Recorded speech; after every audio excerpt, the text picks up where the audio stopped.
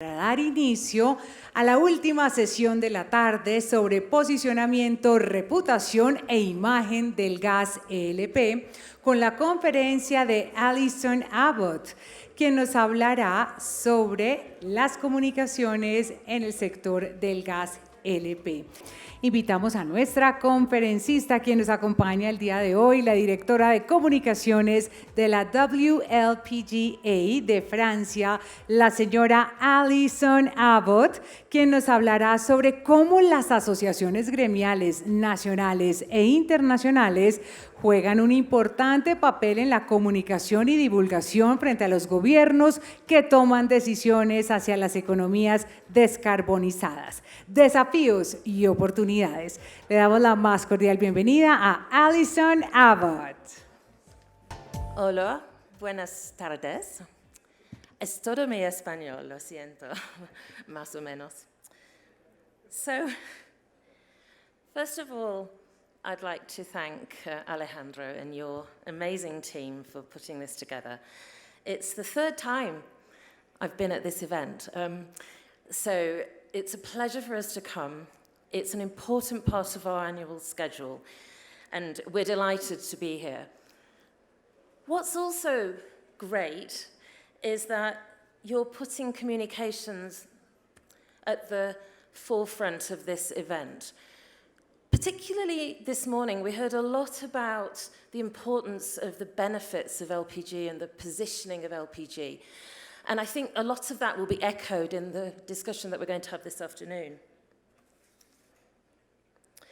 First of all, I just wanted to say a couple of words about the WLPGA. I know a lot of people know us already, but we're the World LPG Association, and we are the global body promoting LPG worldwide. There are 125 countries that we cover. We have over 300 members, and we're based in Paris. And one thing that we're going to a little shout about, we're really proud because last year we won the International Association of the Year award. So we feel that we hope we're doing something right. So let's move on to what we're here to talk about, which is positioning, reputation and image. It's critical to our industry that we get this right. The flow of my comments this afternoon going to be, I'd like to look a little bit at the global positioning, where we feel we sit globally. I'd like just to talk a little bit about what we do as a global association, how we meet our challenges, and then move on to positioning for Colombia and Latin America in general. And I think that will form the basis of the discussion that we have when the panel convenes. So, change is coming, as we've heard. Energy is in the midst of one of the biggest changes that we've ever seen. And after gradual changes, where people, again, we talk a lot about people, have moved gradually up the ladder, what we're going to see here is a fundamental shift that is not driven by customer choice, but by regulation. The need to decarbonize is going to reshape the energy landscape. And across the world, albeit at different speeds, initiatives are underway to move away from fossil fuels to renewable electricity. We think that about 83 countries have net zero targets. I just wanted to touch a little bit about the position shift in Europe, where we're based. There's been quite a shift from liquefied petroleum gas to liquid gas. Now, this was before renewables. So this is really to distance ourselves from the P word. So we've seen these three of the key associations in Europe. The European Association have become Liquid Gas Europe. The French Association have become France Gas Liquide, and the UK Association have Liquid Gas UK. So these changes are coming. We're also in the process of changing the name of the molecule of LPG, or liquid gas. It also includes the renewables, because you can't really call renewable LPG because it doesn't make sense. So what we're looking at, we're in the process of renaming to liquid gases. This will still mean that LPG is LPG, but it encompasses the molecule set. And this is to be ratified at our council meeting in Delhi. And James referred to this earlier in his comments as well. But what about this change in our exceptional energy? Despite this, LPG has made a major contribution to reducing emissions, improving health, improving air quality, and avoiding deforestation. The environmental benefits are there for all to see. But in this new energy paradigm, in many countries, LPG, even renewable, is not part of the plan.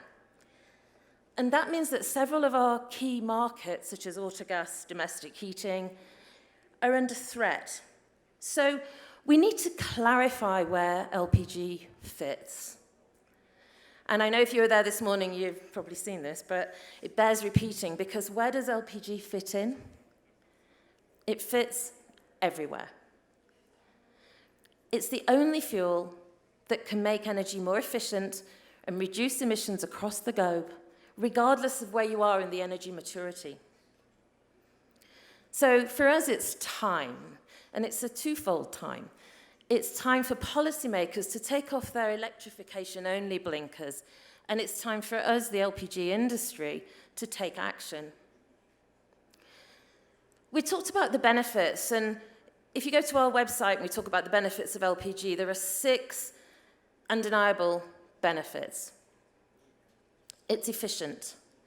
It burns hotter, it has higher efficiencies. LPG is portable. It can go to the remotest areas, and there are access to millions of people because of its portability. If you think of a can of Coca-Cola, it's kind of, we make that comparison, it's energy in a can. And you can get Coca-Cola anyway, and you can get LPG anywhere. It can be transported by rail, by road, by sea, on bicycles, on the back of donkeys. It can get everywhere. It's clean. It's a clean burning fuel. It emits virtually no carbon, as we know, and does not spill. Its use improves air quality and reduces the emissions of greenhouse gases. It's versatile. There are more than 1,000 applications. We've got a fantastic website called LPG Apps, and it's the applications database. I encourage you to go and have a look at it, because you'll be astounded by some of the incredible applications that you would never have thought that LPG does this. It's versatile. I've just said it's versatile. It's accessible. I just thought it's so versatile that we'll say it twice. It can be accessible to everyone without major infrastructure investment. Nothing needs to be invented, and there are enough reserves to last for a long time. There's a proven and reliable logistics chain across the world. The lady, the Vice Minister, said this morning, and I thought this was worth capturing, she said, it's a public utility to reach all society.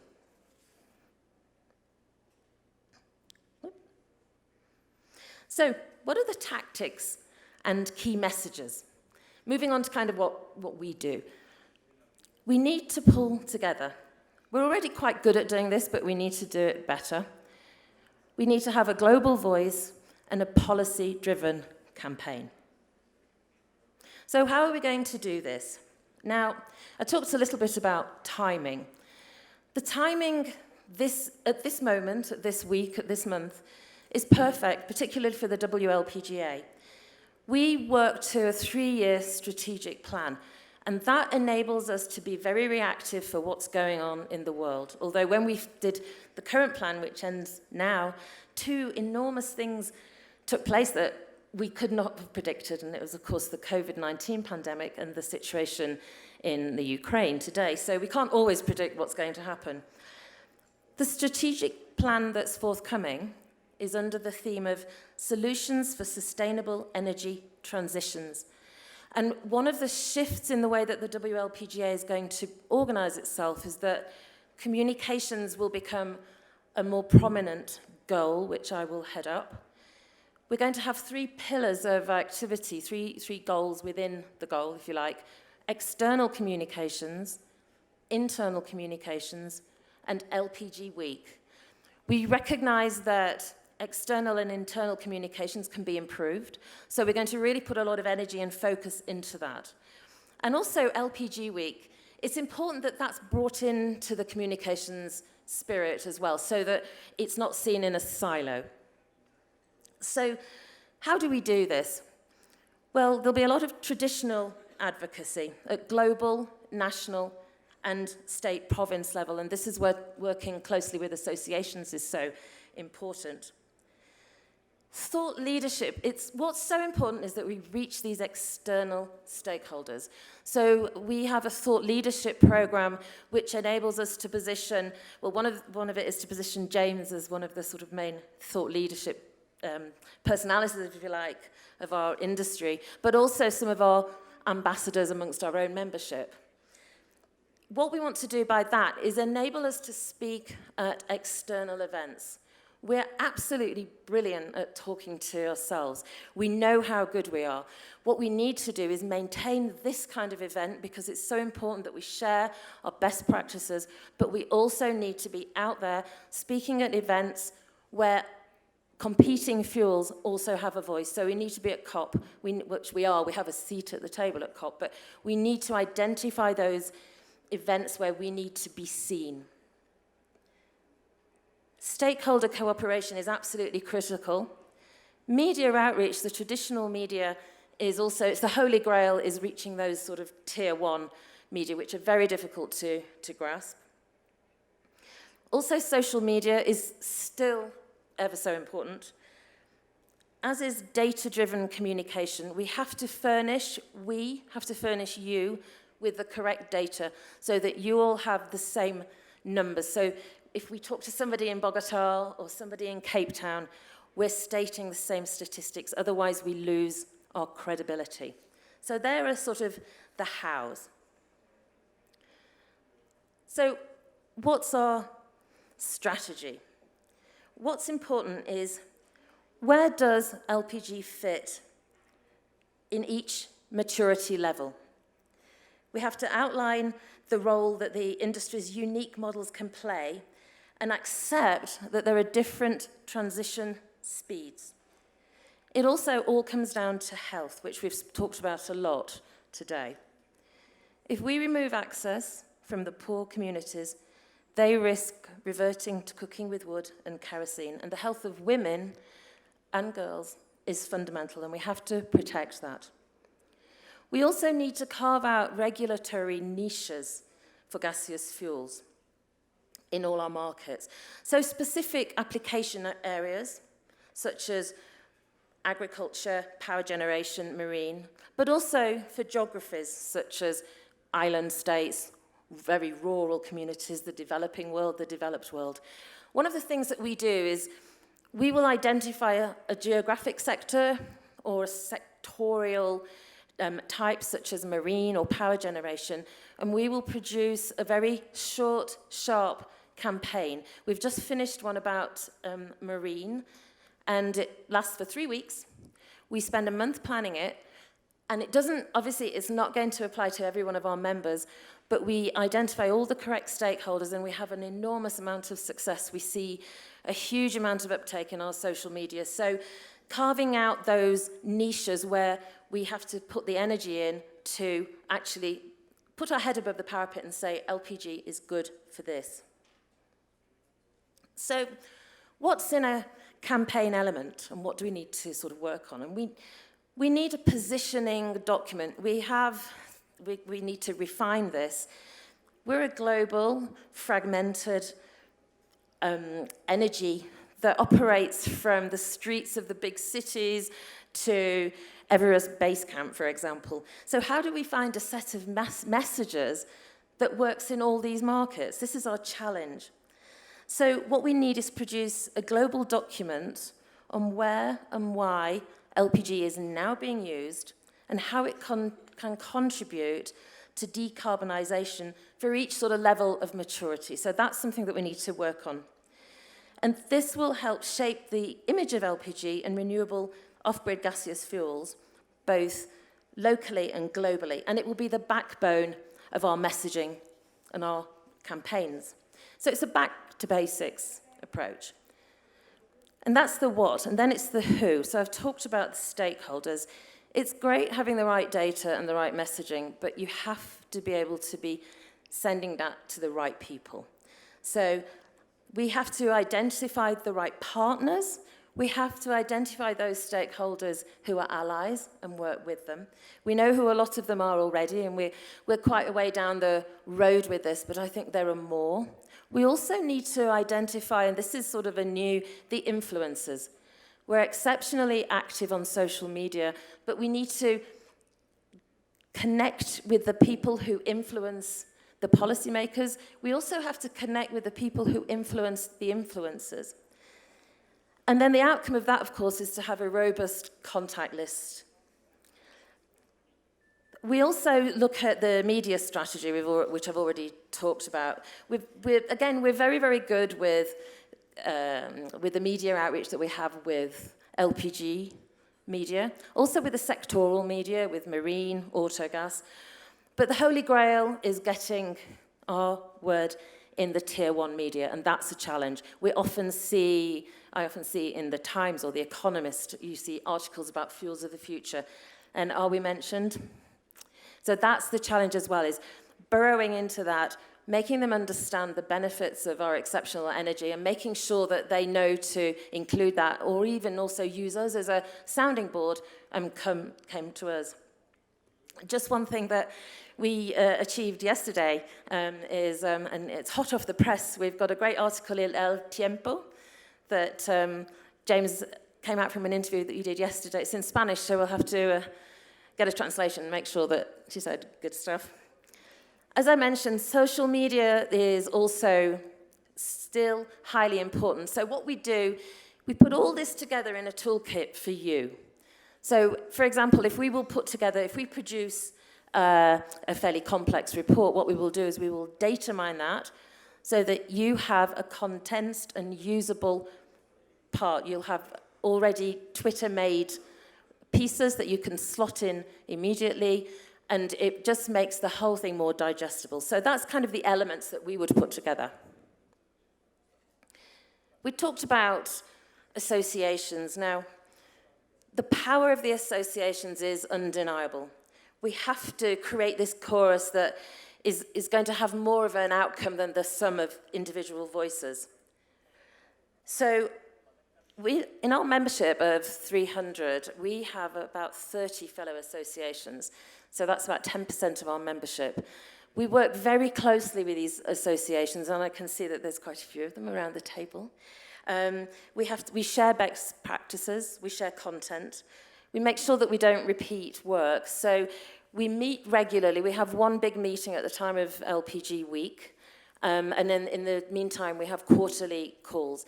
It's very, very important. I think we're going to talk about the power of associations on our panel. One initiative that we're particularly proud of, and I'd like everybody to note this down immediately, is the date of the 7th of June. And the 7th of June is LPG Day. We realized that there was no official day to celebrate LPG.